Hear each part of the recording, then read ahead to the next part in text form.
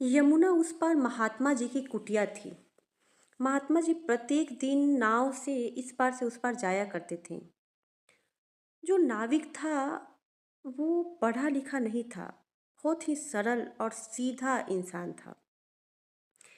वो महात्मा जी से कभी भी इस पार से उस पार ले जाने के लिए कोई मूल्य नहीं लेता था। लेकिन नाविक जो था वो समझदार था और बहुत ज्ञानी भी था।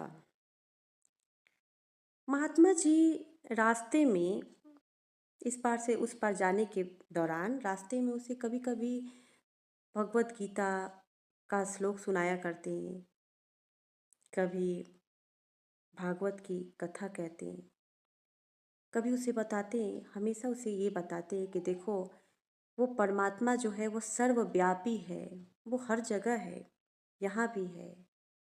ऐसी बातें महात्मा जी उससे रास्ते में प्रत्येक दिन सुनाया करते। वो नाविक जो था महात्मा जी की हर एक एक बातों को हृदय में गहरे बिठा लेता था और वो हर एक एक बातों को याद रखता था। जैसे जैसे महात्मा जी उसे भगवान के विषय में कहते, वो हर बातों को ध्यानपूर्वक सुनता था, समझता था। महात्मा जी भी उससे बड़े प्रसन्न रहते थे। उसकी उसका व्यवहार महात्मा जी को अच्छा लगता था। कई दिन बीत गए। एक बार महात्मा जी जब इस पार से उस पार गए तो उस नाविक को अपनी कुटिया में ले गए और ले जाके कहें कि मैं तुम्हें कुछ देना चाहता हूँ। और उन्होंने नाविक को बहुत सारे धन, रुपए, पैसे देते हुए ये बताने लगे कि मैं पहले एक बहुत बड़ा व्यापारी था। पत्नी और परिवार का बड़ा मोह था मुझे, लेकिन एक भारी आपदा आ गई जिसकी वजह से मेरा परिवार बिखर गया, सब समाप्त हो गया। मैं संन्यास ले लिया, मैं ग्रंथ पढ़ने लगा और मैं साधु बन गया। मैं हमेशा से एक अच्छे इंसान की तलाश कर रहा था जिसे मैं ये दे सकूं, और वो तुम हो। नाविक क्या कहता है? नाविक कहता है, महात्मा जी मुझे क्षमा कीजिए, मैं ये धन नहीं ले सकता।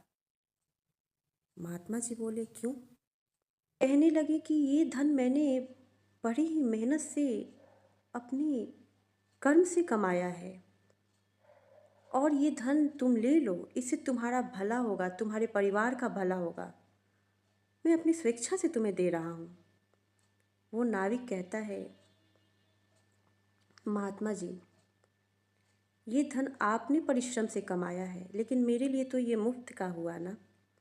बिना परिश्रम किए हुए ये धन यदि मैं लेकर घर जाता हूँ तो इससे आचरण बिगड़ेगा, आलस, प्रमाद बढ़ेगा, कोई कर्म नहीं करना चाहेगा, जीवन में लोभ और पाप बढ़ेगा।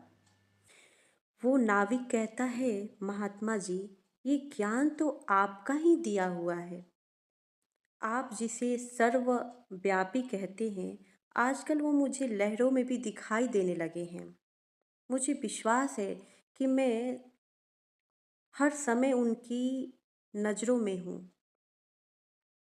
यदि मुझे ये विश्वास है कि वो हर क्षण मुझे देख रहे हैं, तो मैं अविश्वास क्यों करूँ? मैं कमा रहा हूँ, मैं अपना कर्म कर रहा हूँ। क्यों ना मैं अपना कर्म करूँ और बाकी सब उन पे छोड़ दूँ? वो देख रहा है ना, वो संभाल लेगा। ऐसा बोल के नाविक वहाँ से चला गया।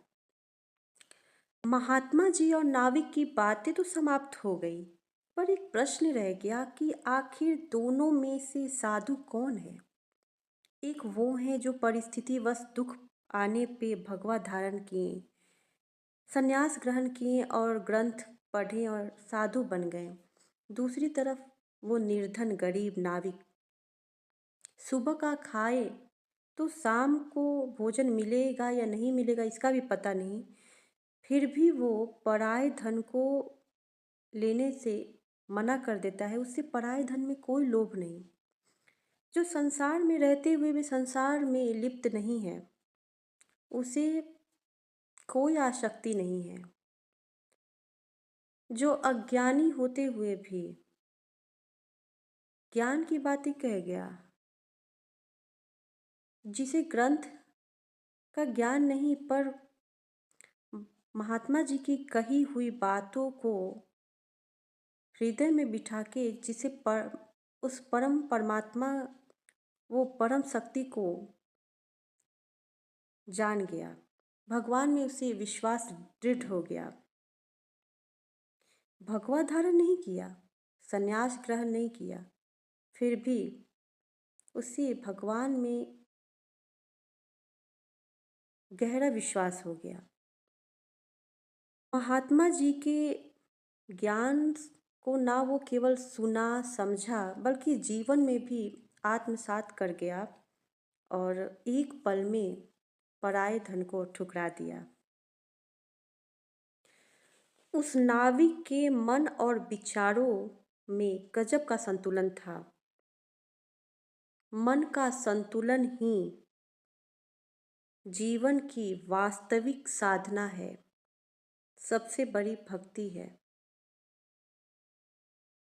राधे राधे, जय श्री कृष्णा।